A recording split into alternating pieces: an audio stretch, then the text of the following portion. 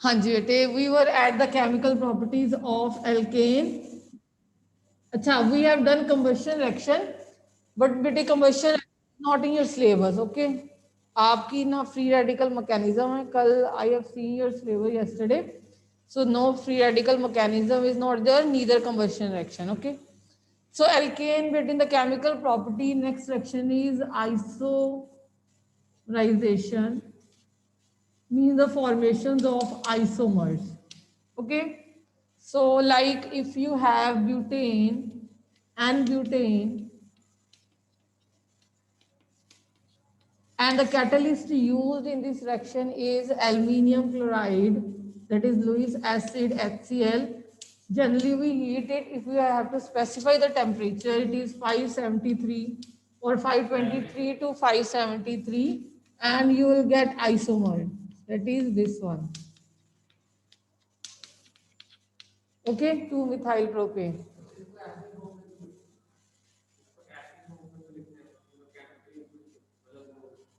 But see, in the bio as such, your structures are important.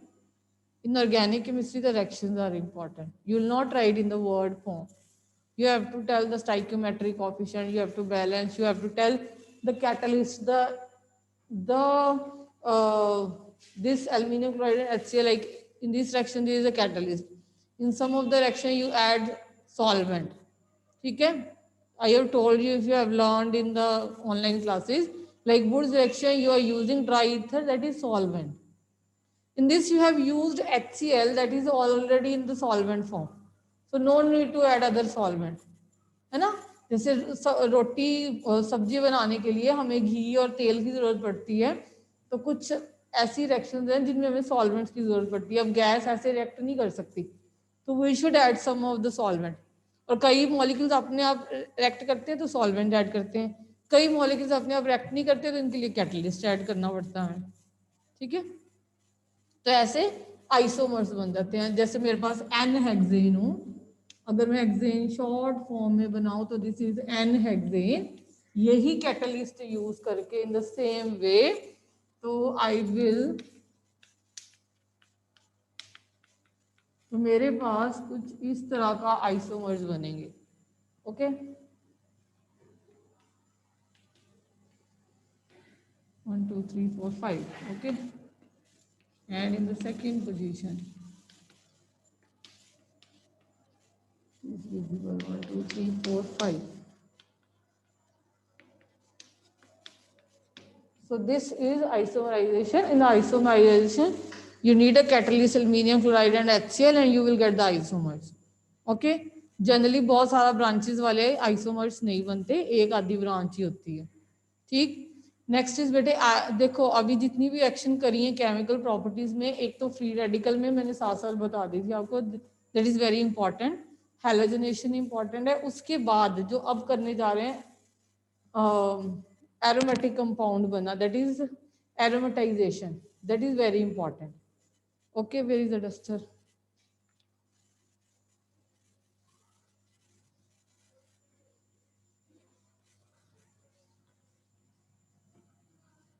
So next is aromatization.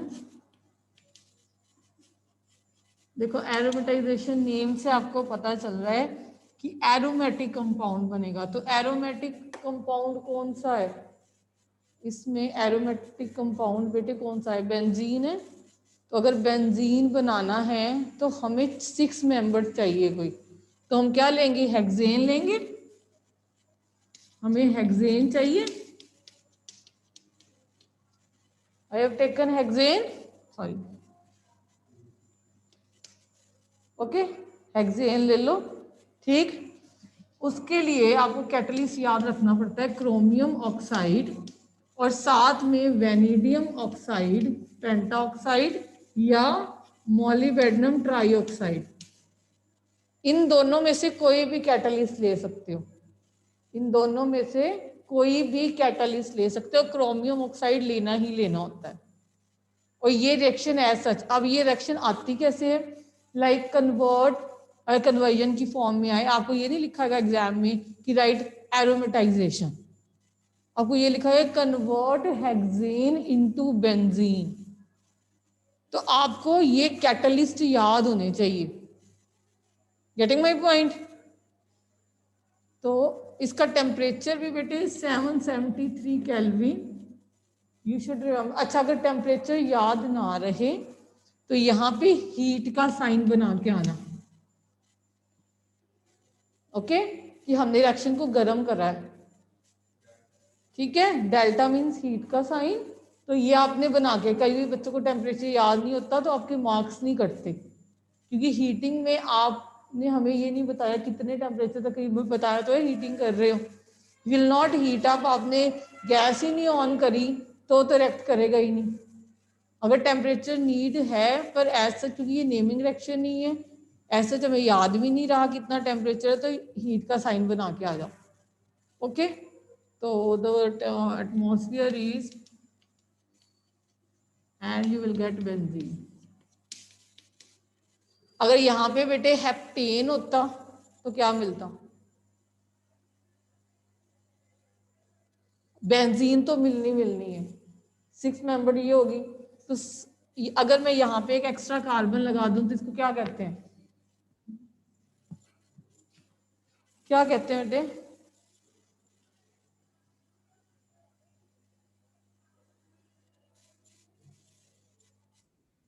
Toluene, it is known as toluene. तो अगर मैं यहाँ पे heptane ले लूं और यही कंडीशन, तो यहाँ पे I will get toluene, this is known as toluene. Names आपको याद होने चाहिए, ओके। तो टेम्परेचर जो वही है, आपने हीट का साइन बना लेना, बस आप रिमेम्बर करो, हीट का साइन आपने याद रखना है, क्योंकि मुझे पता है you will forget it so many reactions. तो अगर कुछ ना आए तो हीट का साइन बना के आ जाओ, ठीक। तो here finishes the chemical properties of alkene. Now let us do conformational, वो I'll take just 5 minutes to explain you and then we'll start with alkene.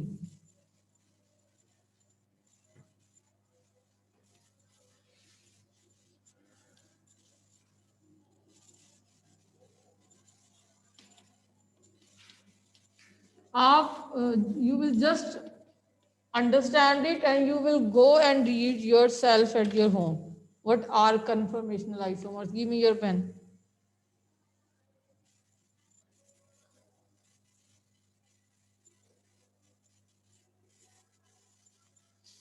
Conformational बेटे आपकी जो रेफरेंसेस है उनमें आपको प्रोपेन भी मिलेगी, ब्यूटेन भी मिलेगी, सिर्फ इथेन की कन्फर्मेशनल आइसोमर्स आपकी सिलेबस में है। तो वी विल डू दिस। ये बेटे this is 1 carbon and this is another carbon, ये 2 कार्बन है। अब इन केस ऑफ एल्केन क्या होता है, सिंगल बॉन्ड है, सिर्फ सिंगल बॉन्ड है, तो आप इसको अगर घुमाओगे तो घूम सकता है। जब एल्कीन की बात आती है तो एक बॉन्ड यहाँ पे होता है और एक पाई बॉन्ड होता है जो साइडवाइज ओवरलैपिंग से बनता है, ठीक है। इसलिए ये कार्बन कार्बन रोटेट नहीं। अब मैंने इस कार्बन को पकड़ा हुआ है, इसको मैं हिला नहीं रही हूँ। यहाँ पे एक हाइड्रोजन लगा हुआ है, एक यहाँ पे हाइड्रोजन लगा हुआ है, एक यहाँ पे लगा हुआ है। अब जैसे ये रिफिल है अंदर वाली, अगर हम इसको घुमाएंगे तो ये घूम सकता है, इसे कहते हैं फ्री रोटेशन होना। इन एल्केन फ्री रोटेशन होती है, क्यों? क्योंकि कार्बन कार्बन सिंगल बॉन्ड है। अब आपने मान लो कि ये कार्बन पकड़ ली, ये वाली कार्बन पकड़ ली, जैसे मैंने पकड़ लिया। अब अगर मैं इस कार्बन को हिलाती हूं ऐसे, तो हाइड्रोजन की position with respect to this carbon ये चेंज होती जाएगी, ठीक है। Getting my point? अब देखो ये कैसे, इसको हम इस वे में दिखाते हैं बेटे। ये कार्बन है, ये कार्बन है जिसको हम हिला रहे हैं ऐसे, देखो ये कार्बन है, और ये जो पीछे वाली कार्बन है इसको मैंने पकड़ा हुआ है, वो ये है, वो ये। अब इसको मैंने पकड़ लिया, ये इसके हाइड्रोजन है,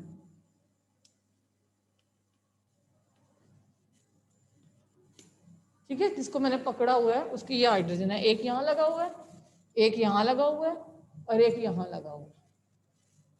ठीक है, अब जिसको मैं घुमा रही हूं, अगर ये हाइड्रोजन जस्ट इसके यहाँ ही आए, थोड़ा सा मैं बड़ा कर दूं,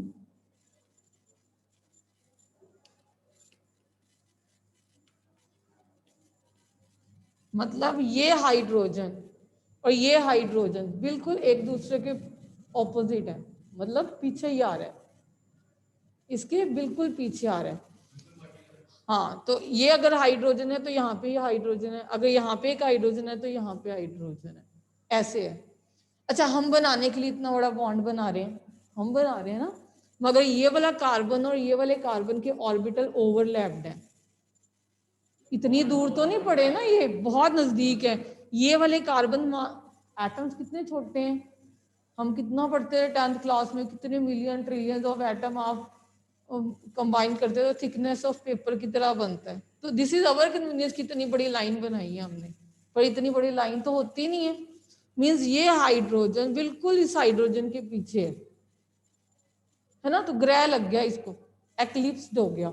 इस कंफर्मेशन को कहते हैं एक्लिप्स्ड।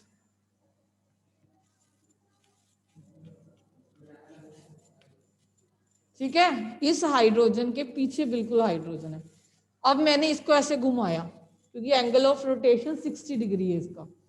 जब मैंने घुमाया तो मैंने इस कार्बन को तो उसकी अपनी पोजीशन पे रखा, ठीक है, मगर ये वाली कार्बन की जो ये ऊपर वाली, ये नीचे वाली है, वो ऊपर चलेगी, सॉरी, ये ऊपर वाली नीचे आ गई और ये ऐसे आ गई। तो ये क्या आ गया, बिल्कुल इससे ऑपोजिट हो गया ना। अगर इसका हाइड्रोजन ऐसे था तो इसका हाइड्रोजन ऐसे हो गया, अगर इसका हाइड्रोजन ऐसे तो इसका हाइड्रोजन, तो ये इसमें हिंड्रेंस कम होगी, भीड़ कम है, तो इसे कहते हैं स्टैगर्ड, इसे कहते हैं स्टैगर्ड कंफर्मेशन। ठीक है, कंफर्मेशंस क्या होती हैं कि स्पेशियल अरेंजमेंट, स्पेस में अरेंजमेंट, किनकी, एटम्स की। क्यों, जब फ्री रोटेशन होती है एक एंगल पे, जैसे ये 60 डिग्री के एंगल पे हुई है, तो हमें स्पेस में डिफरेंट अरेंजमेंट्स आती हैं। तो इन केस ऑफ एल्कीन ये दो अरेंजमेंट आती हैं, एक एक्लिप्स्ड और एक आती है स्टैगर्ड।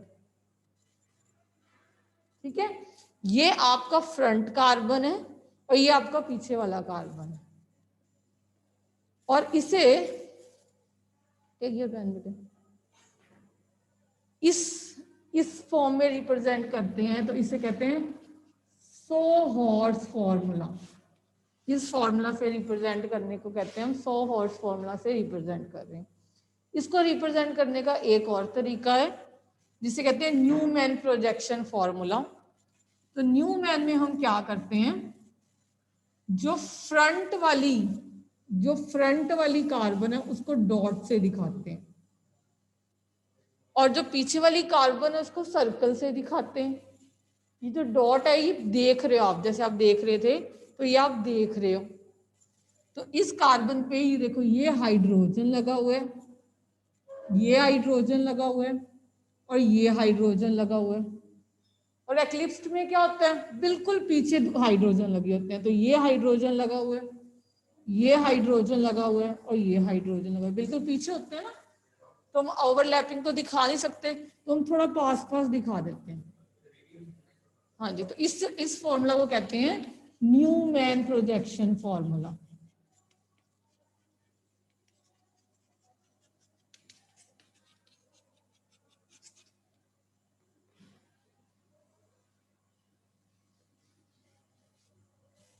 और ये कौन सी कंफर्मेशनल है, एक्लिप्स्ड। कौन सी कंफर्मेशन हुई है, एक्लिप्स्ड। अब स्टैगर्ड कैसे दिखाओगे, देखो ये आप सर्कल ड्रॉ करोगे, सर्कल हमारे पीछे वाली कार्बन है, ये डॉट हमारी आगे वाली कार्बन है।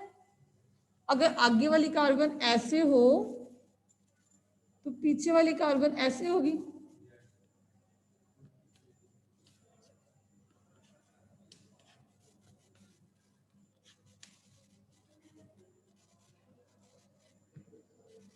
ऐसे होगी। और इस कंफर्मेशन को क्या बोलोगे, स्टैकर्ड। ये कौन सी कंफर्मेशन थी, एक्लिप्स्ड। ये कौन सी होगी, स्टैगर, हमारी इच्छा हम जैसे मर्जी बना के हैं। अगर आपसे पूछा जाए इथेन की कंफर्मेशन व्हाट आर, क्वेश्चन बनेगा तो ऐसे ही होगा कि व्हाट आर कंफर्मेशन, 1 नंबर में टीचर ये डालेगा draw the conformational isomers of ethane. So there are 2 isomers, one is eclipsed, other one is staggered. Okay, so energy of eclipsed will be more, energy of eclipsed will be more because वहां पे भीड़ भड़ाका ज्यादा है, वो strain के under होगा, that is called torsional strain. Torsional strain क्या होता है बेटे, जो इलेक्ट्रॉन इलेक्ट्रॉन रिपल्शन होती है इलेक्ट्रॉन क्लाउड में, ठीक है। अब होता क्या है, ये इसने, मैं बताती हूँ,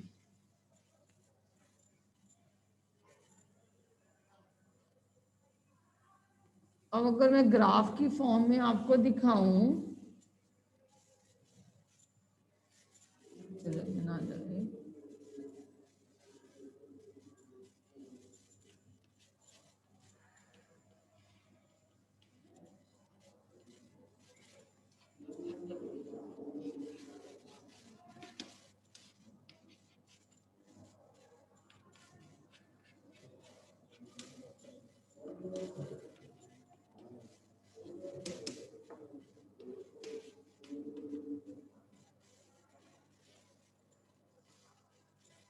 अब समझो पहले बेटे, देखो इथेन में फ्री रोटेशन है क्योंकि एंगल में वो बॉन्ड में डबल बॉन्ड नहीं है।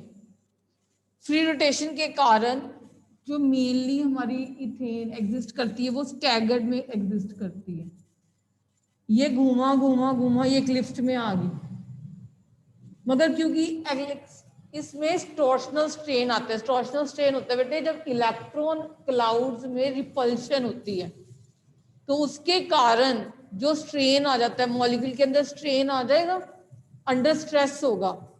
अगर 2 बच्चों को मैं इकट्ठे करके बिठा दूं तो you will be under a strain, high जगह बहुत कम है, धक्के ना बिठाया है, ठीक है।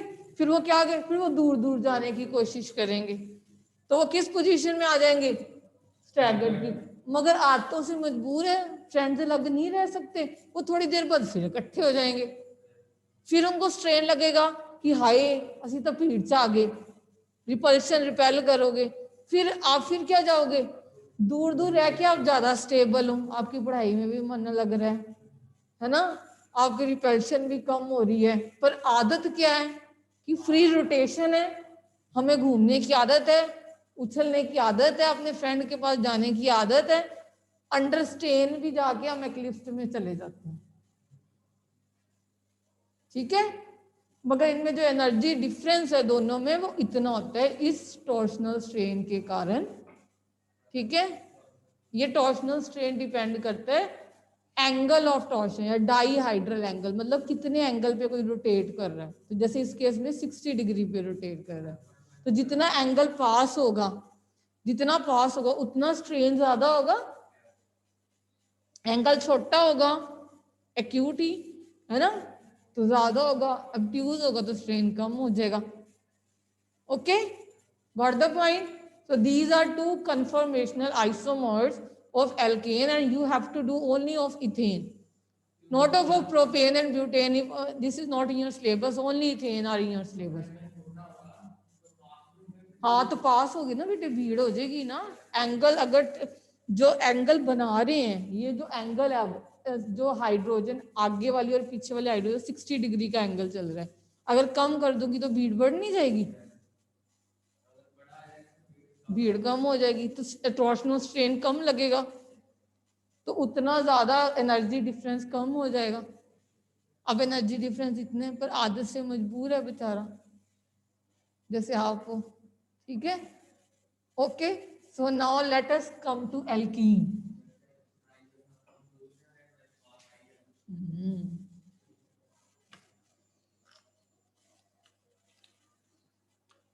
एल्कीन बेटे nomenclature again you will do yourself.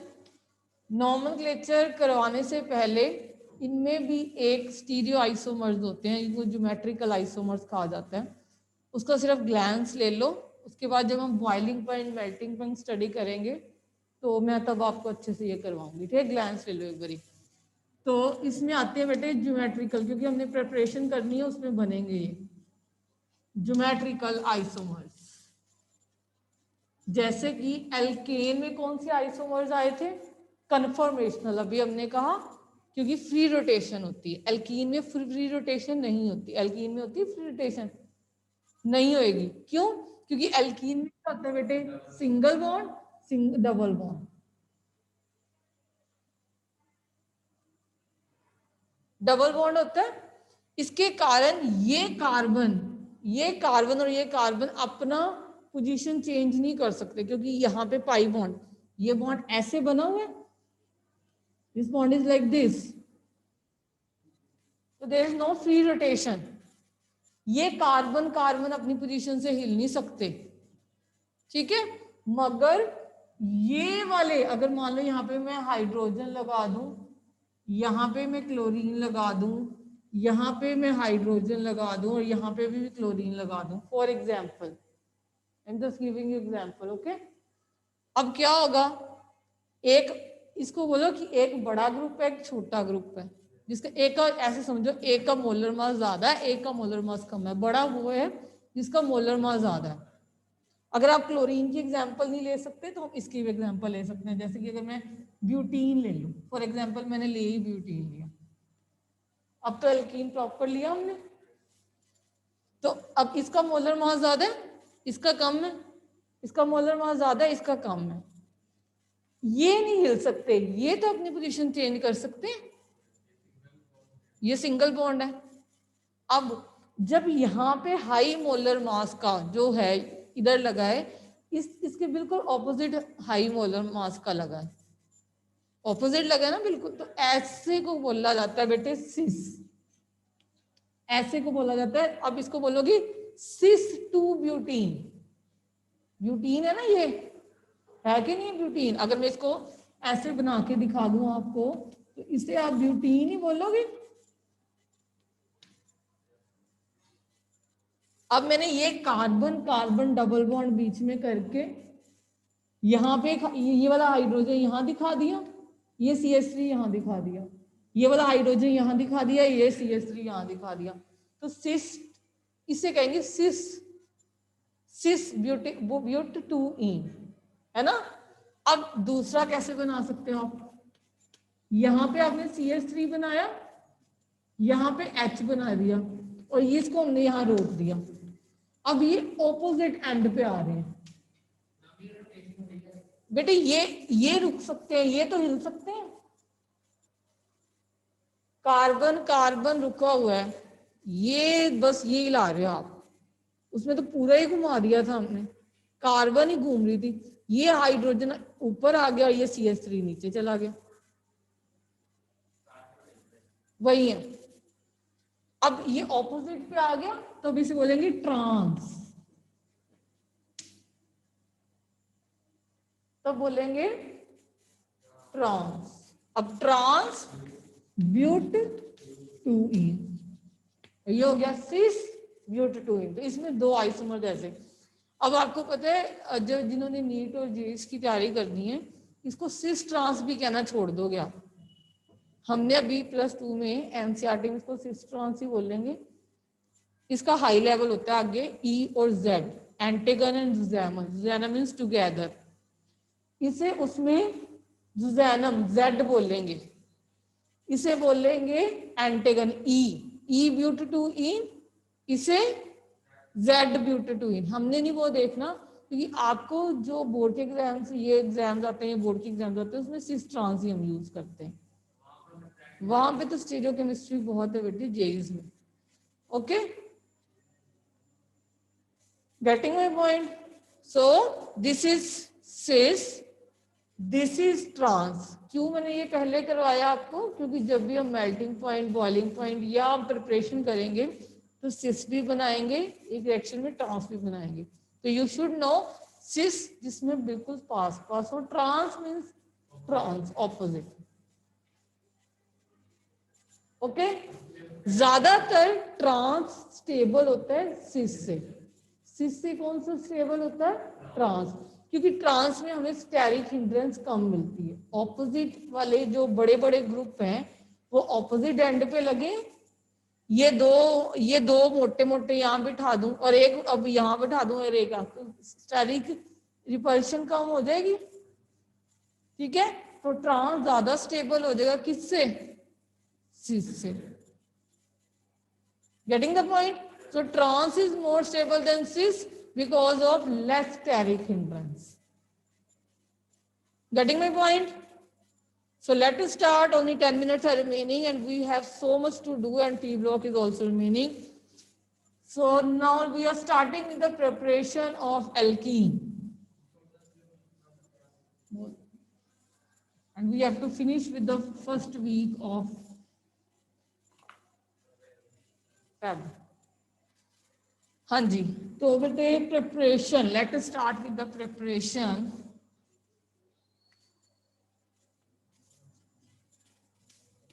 First preparation is from alkyl halide. I'll take alkyne afterward, alkyl halide. Why I am taking this? As we have done in the elimination.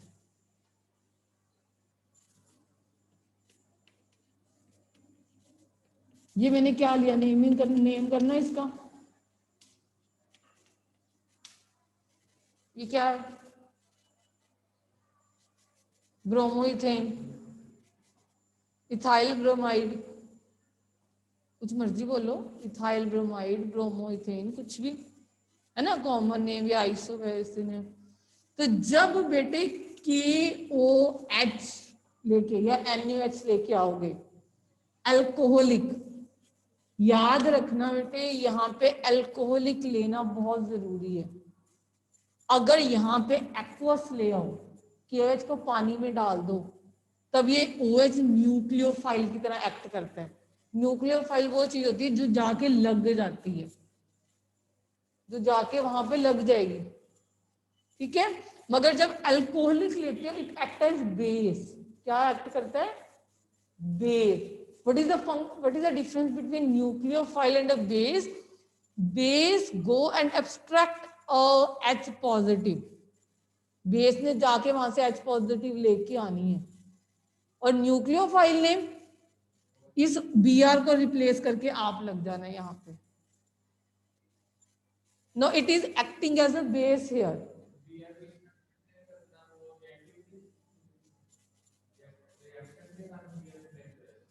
हाँ, अब ये क्या होगा? ये OH जाएगा, ये OH यहाँ पे जाएगा, इस H को एज H पॉजिटिव निकाल लेगा बाहर, तो वाटर बन गया.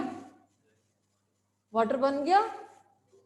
ये जो बॉन्ड है, दिस बॉन्ड, ये अपना बॉन्ड छोड़ के जाएगा क्योंकि H पॉजिटिव की फॉर्म में निकले. ये बॉन्ड यहाँ शिफ्ट होगा.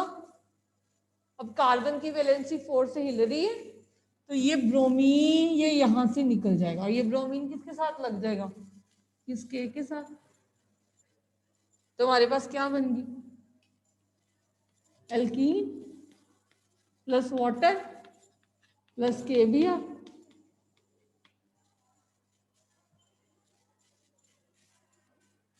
Okay, so getting the point. अब likewise if you have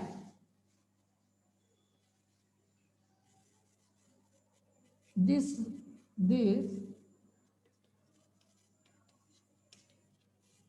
so then also we have 2H. ये भी H है, ये भी H है.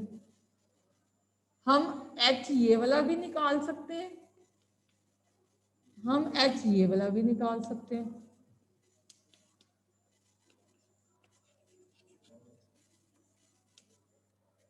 कोई मर्जी निकाल लेंगे.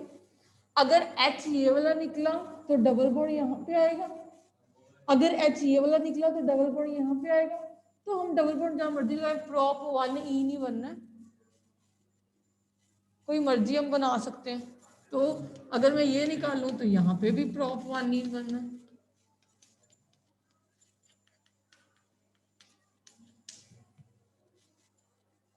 सॉरी, Cl अभी Cl लो यहाँ पे. मगर। अब नेक्स्ट करवाती हूँ बेटे। हाँ जी बोलो,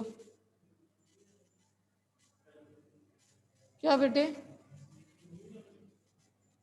हाँ CH2 लगाओ, ठीक है, ओके।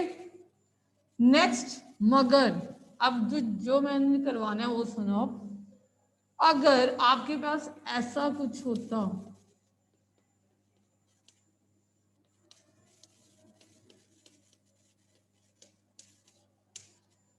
अब हमारे पास बेटे एक ये होगी हमारी अल्फा कार्बन, तो यहाँ पे एक बीटा है, यहाँ पे एक बीटा है, दो बीटा।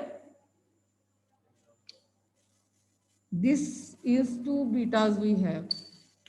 तो हम हाइड्रोजन इस वाली से भी एक्सेप्ट कर सकते हैं, मान लो इसको हमने कह दिया ए रूट। हाइड्रोजन इस वाली से भी कर सकते हैं, इसे कह दिया बी रूट।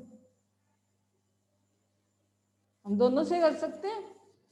अब यहाँ पे मैंने क्या लिया, KOH एल्कोहलिक। यहाँ पे भी क्या लिया, KOH एल्कोहलिक। अगर मैं इस रूट से एब्स्ट्रैक्ट करती हूँ तो मेरे पास क्या बनती है बेटे?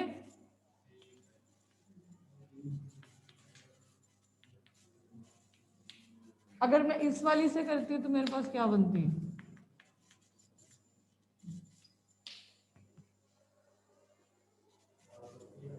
गल क्यों होते? दिस इज ब्यूट1 इन, इट इज ब्यूट2 इन। तो आपको क्या लगता है कौन सी ज्यादा स्टेबल है, कौन सी बननी चाहिए? Why B, why B, why not ए?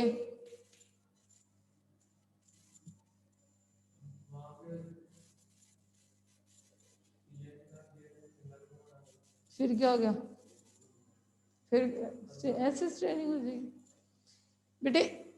वैसे दिस रूल इज, इसे कहते हैं highly substituted alkene is more stable, and the rule is called as symmetrical also. Highly substituted alkene, highly substituted alkene is more stable. This is called Saytzeff rule. Why? Reason अब आ जाओ। अब highly substituted alkene का मतलब क्या होता है, पहले ये समझो, बच्चों को यही नहीं पता। ये बेटे एल्कीन है, ये एल्कीन है। एल्कीन बनी तो ये डबल बॉन्ड के कारण ही बनी है। ये दो ग्रुप इसके सब्स्टिट्यूएंट है, ठीक है। ये एल्कीन है, ये एक ही ग्रुप इसका सब्स्टिट्यूएंट है, उसके दो सब्स्टिट्यूएंट है। अब पहले मैंने बोला कि highly substituted alkene is more stable, पहला। अब क्वेश्चन आया हाईली सब्स्टिट्यूटेड एल्कीन तो ये, अब ये स्टेबल क्यों है? एक आपने हाइपर कॉन्जुगेशन इफेक्ट पढ़ा था। जितने ज्यादा अल्फा हाइड्रोजन उतने ज्यादा हाइपर कॉन्जुगेटिंग स्ट्रक्चर, जितने ज्यादा हाइपर कॉन्जुगेटिंग स्ट्रक्चर उतनी स्टेबिलिटी ज्यादा। अब इसके साथ ये जो कार्बन लगी है, जस्ट कार्बन, उसके पास कितने हाइड्रोजन है? दो। तो कितने हाइपर कॉन्जुगेटिंग स्ट्रक्चर बनाएगी? 2। इसके, इस कार्बन के इस तरफ भी 3 हाइड्रोजन है, इसके पास भी 3 हाइड्रोजन, तो कितने हाइपर कॉन्जुगेटिंग स्ट्रक्चर बनाएगी? 6।